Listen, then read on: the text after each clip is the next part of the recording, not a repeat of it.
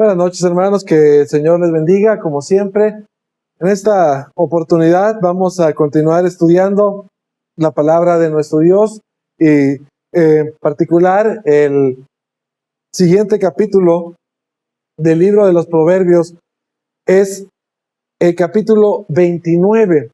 Así que vamos a preparar nuestras Biblias para que podamos juntos descubrir qué es lo que tiene Dios para nosotros en esta hora.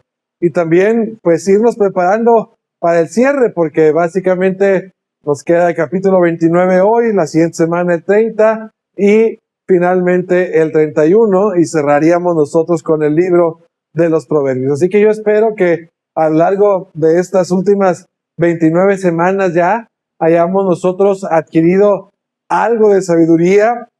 ¿Cuál es su proverbio favorito de todos los que hemos escuchado a lo largo de este tiempo? ¿Cuál le ha impactado más en su manera de vivir? ¿Y cuál es para usted una guía segura para poder seguir cumpliendo la voluntad de nuestro Dios? Si todavía no tiene alguno, pues le quedan pues prácticamente 3 semanas, 3 estudios más, donde usted puede encontrar ese versículo que lo ayude a moverse en la vida que Dios le está dando. Así que si ya tenemos listo el capítulo 29 del libro de los Proverbios, vamos a empezar con la lectura.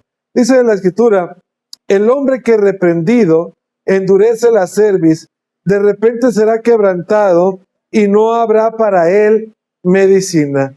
Este versículo, pues, es algo que nosotros debemos de reflexionar, porque usualmente cuando nosotros somos regañados, la tristeza viene a nuestra vida, de tal manera que a veces nosotros notamos a los niños cabizbajos y vamos y decimos, pues, ¿qué es lo que pasa? ¿Verdad? Y a veces el niño todavía sollozando dice, es que mi papá, es que mi mamá me regañó, es que me pasó esto, lo otro, y ese niño tiene todavía la capacidad de agacharse porque ha recibido una reprensión que le duele. Sin embargo, hay otros que la Escritura nos va a decir todo el tiempo esto, son duros de cerviz. Es decir, que los regañan, pero te estoy diciendo, pero es que tienes que... Nada les puede, nada les conmueve, nada les afecta. Ellos están así, sí, fui yo, ¿y qué? ¿Sí? Entonces, la Escritura habla en contra de estas últimas personas que nosotros acabamos de mencionar. Dice, ¿en qué es duro de cerviz? Bueno, va a ser una pared dura con la que nosotros vamos a topar muchas veces, pero lamentablemente, tarde o temprano, esta persona va a sufrir las consecuencias de no haber aceptado la reprensión. Y lo podemos ver en un ejemplo muy sencillo.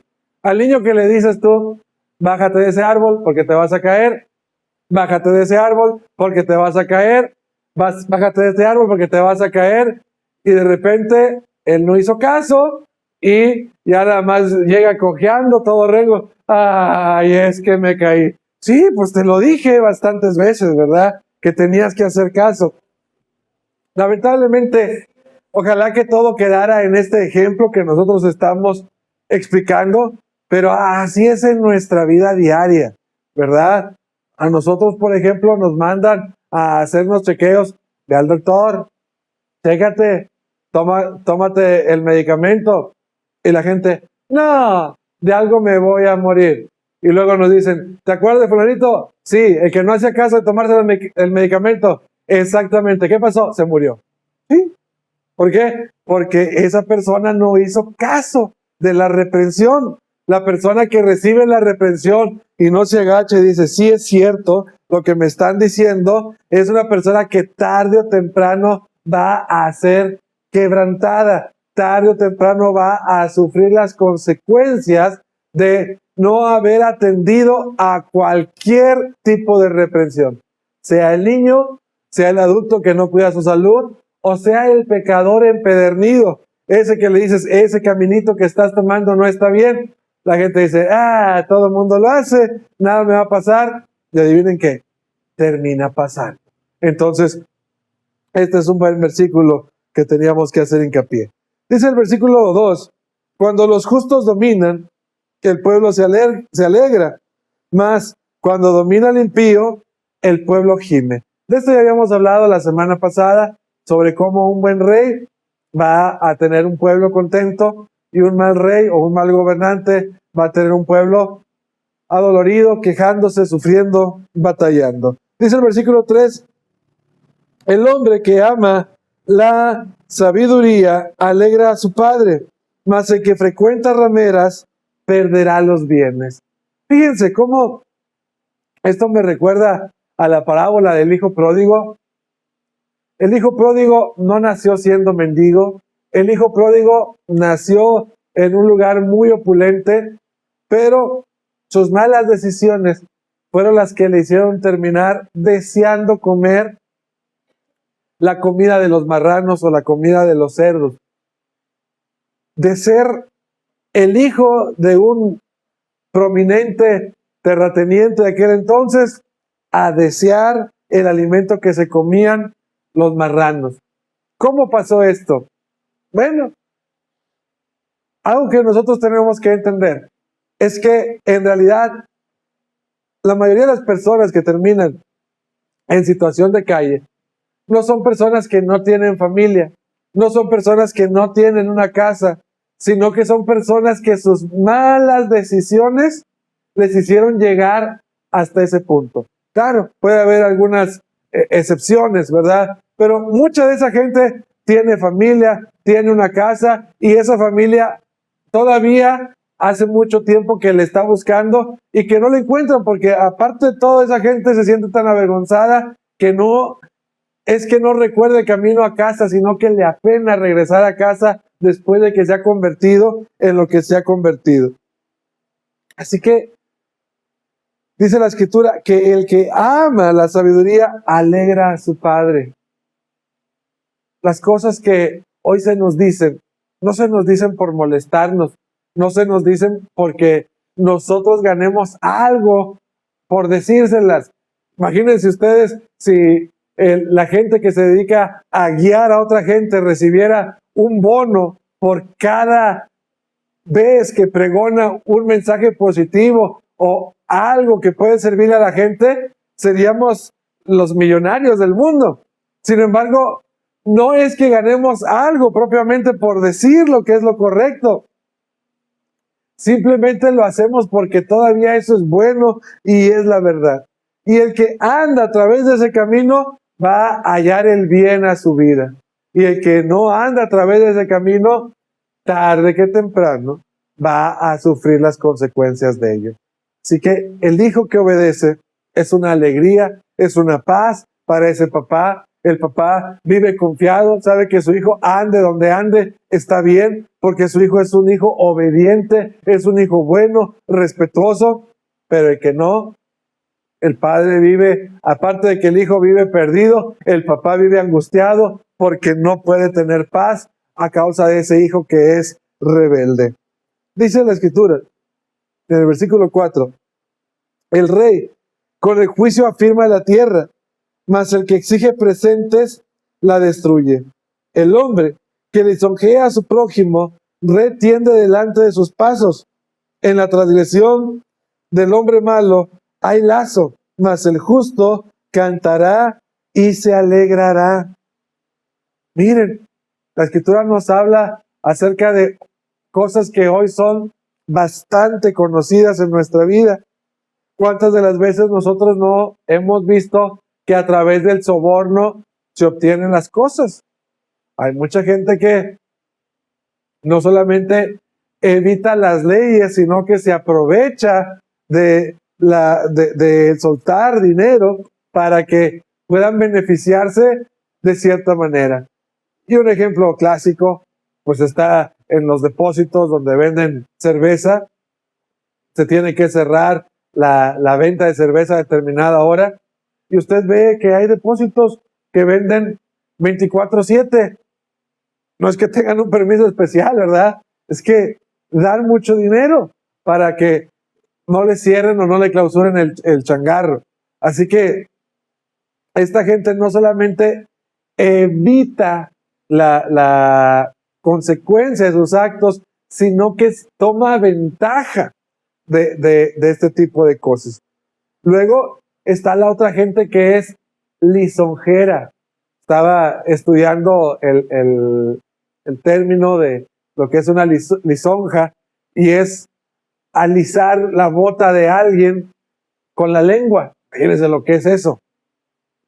Entonces, una persona lisonjera es aquella que con su lengua te está diciendo: ay, mira qué bonito estás. Ay, mira qué inteligente eres. Ah, mira qué bien haces las cosas. Ah, mira tú. Pero todo esto no lo hace con el propósito de elevar las virtudes que tiene una persona. No, lo hace con el propósito de obtener algún beneficio.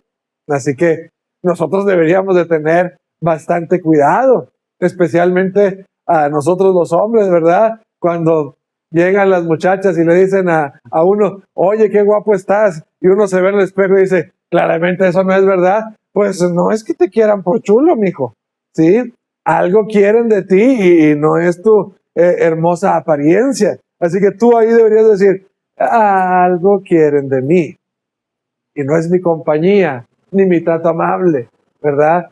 Pero la gente no solamente se aprovecha de esto, sino se aprovecha de muchas otras cosas. Uno lo ve, por ejemplo, en la política, muy claramente. Nosotros vemos que el político, el alcalde, el gobernador, el senador, el diputado, claramente está cometiendo unas pifias del tamaño del mundo. Y uno dice: alguien tiene que decirle que lo que está haciendo mal, y tiene sus 400 seguidores, ¿verdad?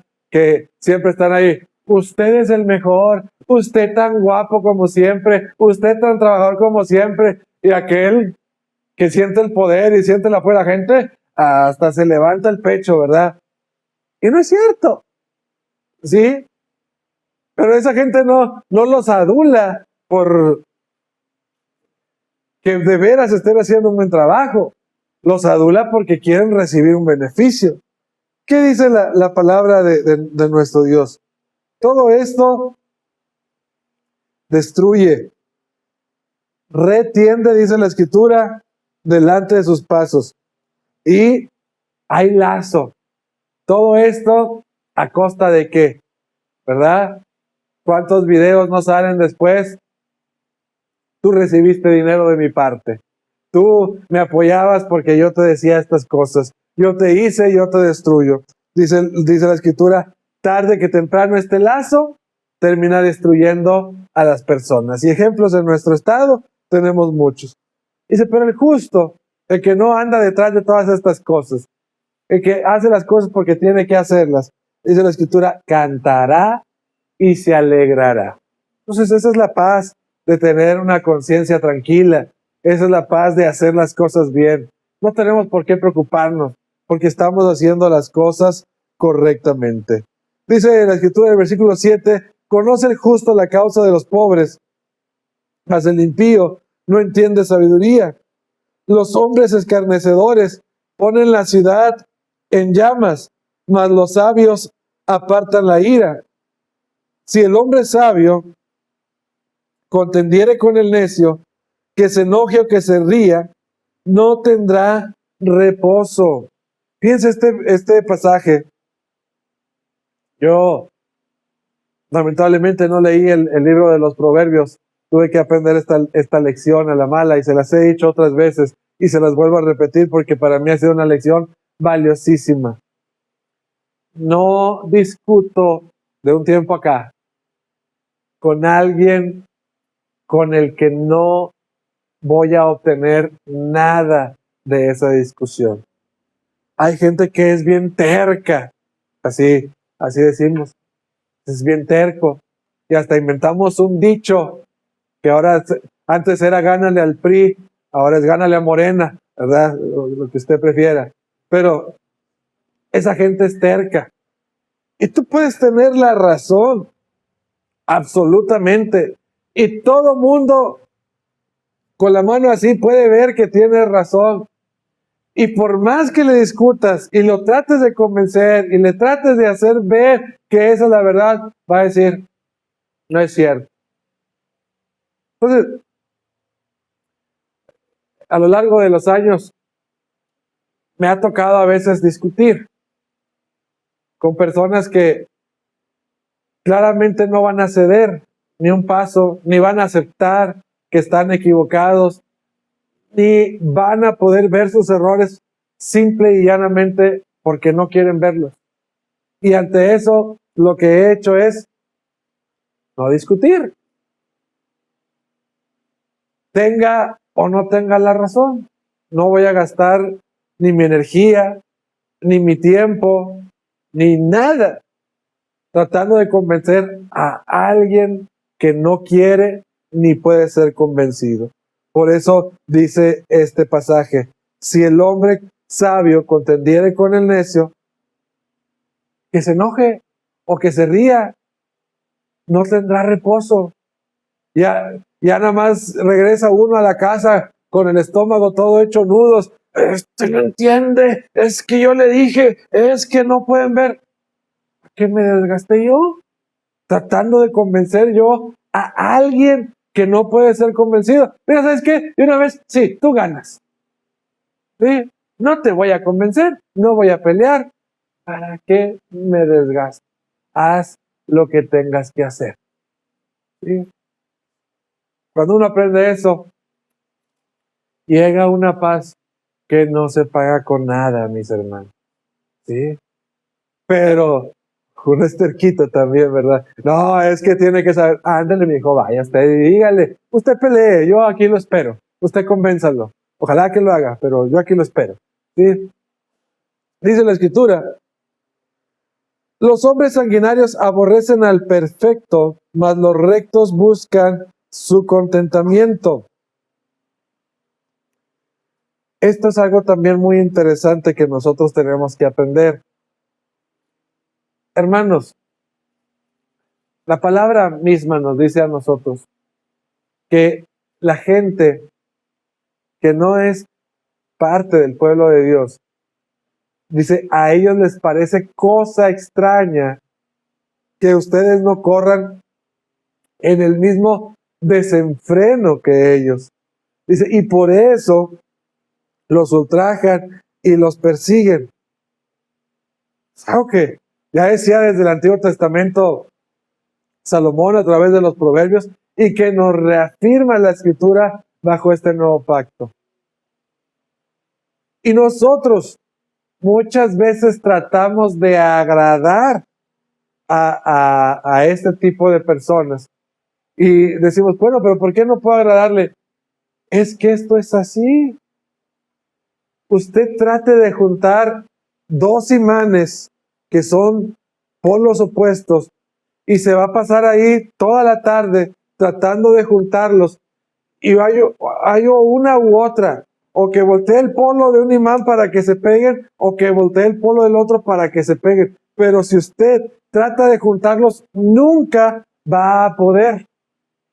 Y eso es algo que nosotros tenemos que entender, porque muchas veces nos engañamos, nosotros queriendo ser buenos, agradarle a la gente que claramente no quiere vivir esta vida. Y lo único que pasa es que este polo se termina volteando para encajar con la gente mala. Y comprometemos nuestra fe y comprometemos nuestro servicio a Cristo por agradar a tales personas. No, hermanos, esto es así desde la naturaleza. Y nosotros principalmente, quienes tenemos sabiduría que va más allá de la sabiduría de este siglo, tenemos que entender esa parte. Si usted está encajando perfectamente con el mundo, pues quiere decir que usted trae la misma polaridad que el mundo, ¿verdad? Y es algo que no podemos pasar por alto. Dice la Escritura: el necio da rienda suelta a toda su ira, mas el sabio al fin la sosiega. Yo les he dicho muchas veces, y hay gente que puede diferir de este punto que voy a tratar, que las emociones humanas son naturales. La alegría, la tristeza, el enojo, todas estas emociones vienen en el paquete desde que uno nace, de modo que uno las vaya a negar. Algunos traen unas más fuertemente marcadas que otros, pero las emociones todas las tenemos. Ahora, el enojo a veces parece ser algo que el cristiano no puede tener. Pero la Escritura nos enseña que no, el problema no está en el enojo, sino cómo encauzamos nuestro enojo. Y la Escritura dice que el necio, el torpe, da rienda suelta a su ira. Hay gente que termina atropellando gente, que termina quebrando cosas de la casa, que termina golpeando a otra gente, y luego cuando ya se le baja ese shot de adrenalina, dice, ay, es que me enojé. ¿Y luego qué? Porque te enojaste, te dio derecho de hacer todo lo que hiciste. Eres un necio. ¿Sí? El problema no está en sentir emociones, porque es lo que nos hace humanos. El problema está en cómo encauzamos nosotros esas emociones. Dice la Escritura que el sabio al fin la sosiega. ¿Sí? Aquí la ira, o una de dos, o nos domina o nosotros la dominamos. Yo espero que seamos de los segundos, ¿verdad? Que nosotros seamos capaces de dominar nuestro enojo. Dice el versículo 12, si un gobernante atiende la palabra mentirosa, todos sus servidores serán impíos. Otro buen punto. Miren, todos nosotros en determinado momento tenemos una posición de poder. Desde la casa, como padre de familia, como esposo, como madre de familia, como esposa, pasando que si, por ejemplo, nosotros tenemos algún trabajo que tenga una responsabilidad, ser el supervisor, ser el maestro en la escuela, ser el jefe, el gerente, el alcalde, el gobernador, el presidente. ¿Sí? Tener una posición de poder siempre va a ser una responsabilidad, porque no es ejercer el poder para beneficio mío, es ejercer el poder para el beneficio de la comunidad, por pequeña que ésta sea y que yo estoy representando. ¿Qué pasa con esto que estoy diciendo? Bueno, hay personas que asumen el poder y lo hacen para beneficio suyo, y lo hacen no solamente para beneficio suyo, sino que a través de prácticas que no son sanas. ¿Qué pasa cuando un gobernante hace las cosas incorrectas? Todo lo demás se viene abajo. O sea, ese es el problema, por ejemplo, que nosotros tenemos con nuestras policías. Voy a decir bien claro. Todos nosotros nos quejamos de que los policías son corruptos. Si bien es cierto, las evidencias que se toman muchas de las veces demuestran que eso es verdad. Eso no es posible si no fuera porque los mandos son corruptos. Entonces le toman el video a 2 o 3 policías y los corren, si es que los llegan a correr. Y luego vuelven a salir otros 3 cadetes de la Academia de Policía. Y el mismo mando le dice, ahora tú eres el que me tienes que traer tanto por una buena pistola, tanto por una moto, tanto por una patrulla, tanto por ponerte en el crucero. ¿Qué le queda a la gente? Yo no estoy justificando a las personas, ¿verdad? Pero simplemente estoy diciendo cómo son los procesos. ¿Qué le queda a la gente?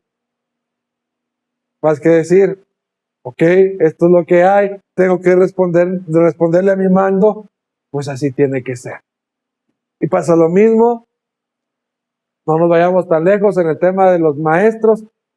No hace mucho se hablaba de la venta de plazas magisteriales. ¿Por qué con 200 pesos voy a ganar el privilegio de enseñar en una escuela?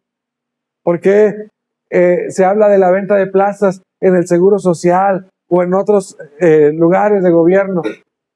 Bueno, una cabeza corrupta permea en que toda la estructura esté corrompida.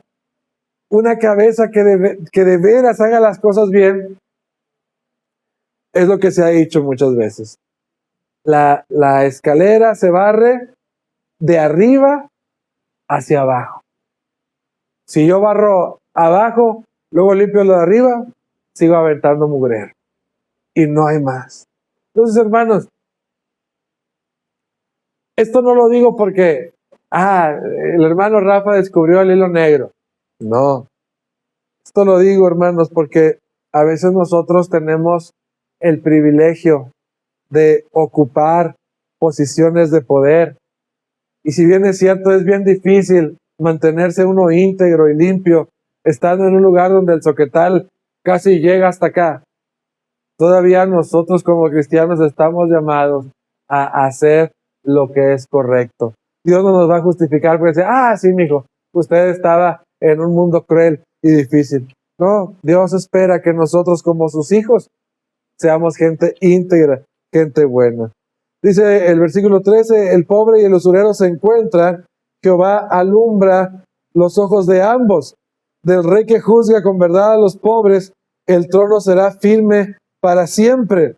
La vara y la corrección dan sabiduría, mas el muchacho consentido avergonzará a su madre. Ahorita vamos a hablar un poquito más de este tema, de cómo tiene que haber una consecuencia a los actos que nosotros tenemos, si es que nosotros queremos cambiar o formar a las personas. Pero muchos papás creen, y eso es donde nos vamos a entrar ahora, que la disciplina es algo que no deben de pasar los hijos. ¿Cómo le voy a decir algo si es mi hijo? ¿Cómo le voy a pegar si es mi hijo? Antes decía la gente algo así, no recuerdo muy bien cómo iba, pero a ver, ¿por qué le vas a pegar tú si tú no lo pariste? Como a ti no te dolió. ¿Sí? Entonces, la gente cree que la disciplina no es aplicable, pues porque es mi hijo. La corrección no es aplicable porque es un hijo. Sin embargo, nuestro mundo no funciona así. Todas las cosas que tienen algún problema tienen que ser corregidas. Si usted de repente está preparando una comida y se le olvida echarle sal, usted va a decir, no pasa nada. Claro que pasa algo. Esa comida va a quedar insípida. Si usted está haciendo un trabajo en el carro o en la electricidad y de repente se le olvida apretar algo, bueno, no pasa nada. Al cabo, pues confiemos en que todo va a salir bien. ¿Se dan cuenta cómo no somos parejos? ¿Por qué en la crianza de los hijos nosotros dejamos, cómo vaya saliendo? Si aprende o no aprende, pues Dios que lo ayude. Si se corrige o no se corrige, y luego la gente pasa el tiempo y dice, ¿quién sabe por qué me salió así mi muchacho? ¿Le digo por qué? ¿Sí? ¿Es necesario que recordemos por qué? Dice la Escritura que la vara y la corrección dan sabiduría, pero el muchacho consentido, al que se le deja, al que no se le dice nada, porque pues es mi hijo, es mi muchacho, ¿cómo le voy a pegar? ¿Cómo le va a faltar esto? Bueno, ese, tarde o temprano, dice la Escritura, es vergüenza de su madre. Fíjese bien, hay hijos de los que los papás se sienten orgullosos, ¿sí? Mi hijo es licenciado, mi hijo anda haciendo esto, anda haciendo el otro, y su otro hijo, ese tiene vida y salud, ¿sí? ¿Por qué? Pues me da vergüenza decir que no tiene hijos, es que están en... no tengo hijos. Sí, le da vergüenza a la mamá decir que tiene hijos, pero el problema no es la vergüenza que siente la persona.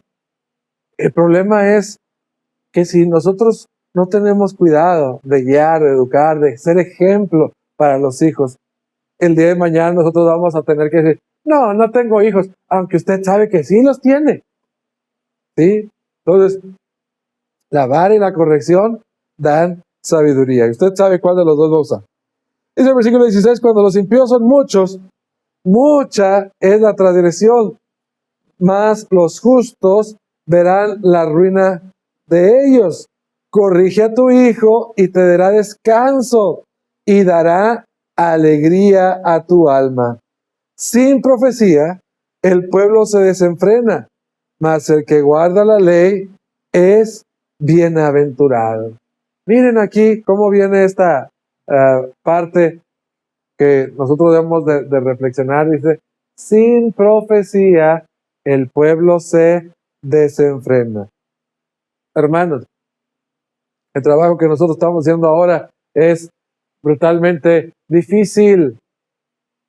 Salimos y repartimos 100 volantes y regresan 1 o 2 personas, y si regresan, se bautizan 4 o 5 y se mantienen fieles el resto de su vida, pues a lo mejor 1. Y batalla. Y muchas de las veces nosotros somos tentados a dejar de hacer esto que estamos haciendo, dejar de hablar de Cristo, dejar de predicar, porque de todas maneras la gente no entiende, porque la gente no escucha, porque la gente se queda dormida mientras estamos predicando, porque la gente parece que le entra por un oído y le sale por el otro. Sin embargo, con todo y todo, nosotros tenemos que entender que somos el último reducto donde estamos peleando la batalla espiritual. Si así predicando y hablando y tratando de corregir lo que se tiene que corregir, el mundo está como está, ahora imagínese usted si los dejamos que hagan lo que quieran. ¿A dónde estaríamos parados nosotros? Y claro, cada día esta fuerza que combate en contra de lo que la gente hace se reduce menos. Y a veces pareciera que se está acabando. Pero nuestro trabajo, por insignificante que parezca, es un trabajo muy importante. Porque es lo único que mantiene este mundo a flote. Es esa conciencia que todavía les quema a algunos, la que los hace seguir haciendo las cosas correctas, a pesar de que ni siquiera quieren hacerlo.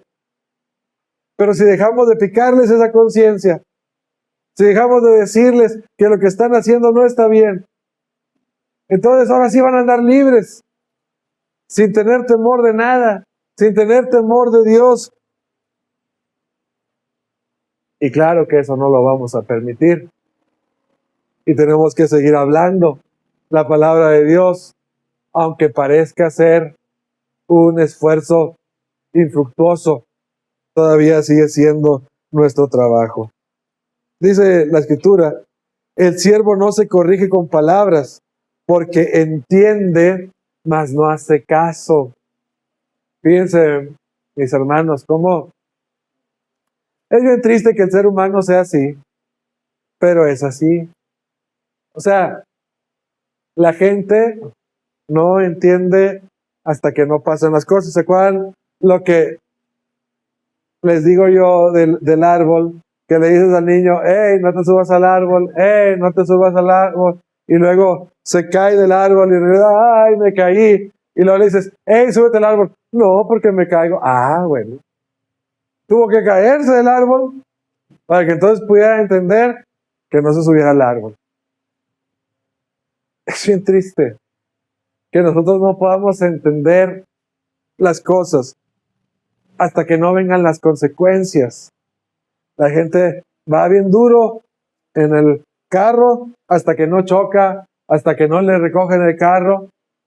Y ya entendió, no debo de ir tan recio. Es bien difícil que la gente diga, ay, no pasa nada, hasta que pasa todo. Pero la gente tristemente parece que no entiende con palabras. Entonces por eso tiene el hombre que poner consecuencias para que la gente enfrente consecuencias menos graves. Fíjense, por poner un ejemplo, las personas que manejan alcoholizadas, agarran, van y se estampan, matan a alguien, ellos mismos pierden la vida, y entonces, ¿qué queda? Bueno, a pesar de que nuestros gobiernos no son buenos o lo que ustedes quieran, que puede prestarse por muchas cosas, ponen una antialcohólica y la gente se enoja porque está al retén, y la gente se enoja porque le ponen una multa, y la gente se enoja porque le quitan el carro. Pero todavía valió más que te quitaran el carro a que fueras y ocasionaras una desgracia. Y esas son cosas que la gente no ve. Pero es por eso que necesita haber reglas y consecuencias cuando se faltan a esas reglas. Aquí mismo, en la iglesia, necesita haber consecuencias. A veces no las queremos ver o no las queremos aceptar, pero en todo sistema necesitan haber reglas y consecuencias, porque si no, esto va a terminar muy mal. Dice la Escritura, versículo 20, ¿has visto hombre ligero en sus palabras? Más esperanza hay en el necio que de él. El siervo mimado, desde la niñez por su amo, a la postre será su heredero. El hombre iracundo levanta contiendas, y el furioso muchas veces peca. La soberbia del hombre le abate, pero el humilde de espíritu sustenta la honra. Un versículo también interesante es este 23 que encontramos aquí. La soberbia del hombre le abate. Ese hombre que quiere ser más que los demás, ese hombre que se cree autosuficiente, ese hombre que cree que no necesita a nadie, tarde que temprano se da cuenta que no es nada ni nadie.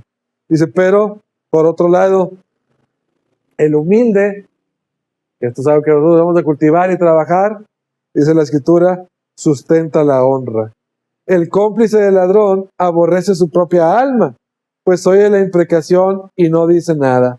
El temor del hombre pondrá lazo, mas el que confía en Jehová será exaltado.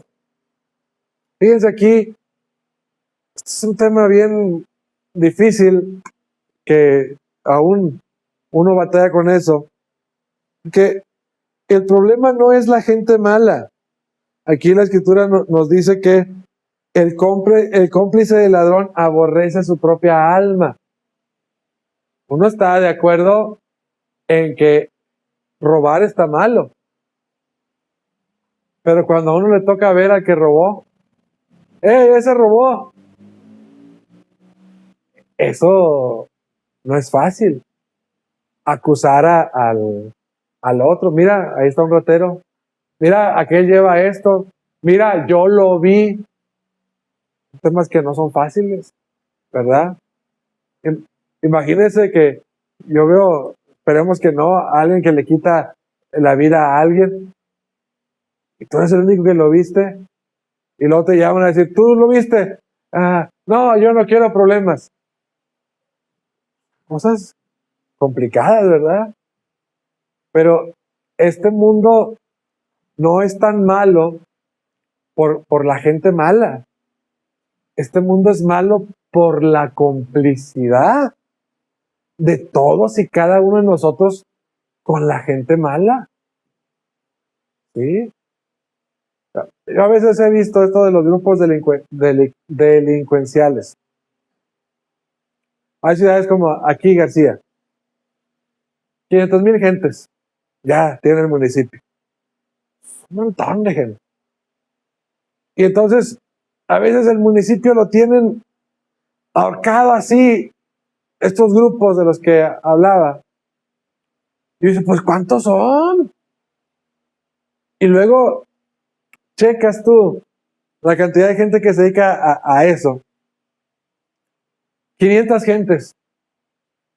Y tú dices, ¿cómo 500 gentes pueden tener ahorcado un municipio de 500,000? Fácilmente se acabaría con esto, ¿verdad? Sí, algunos morirán, algunos enfrentarán las consecuencias, pero no es posible que 500 gentes tengan ahorcado un municipio tan grande.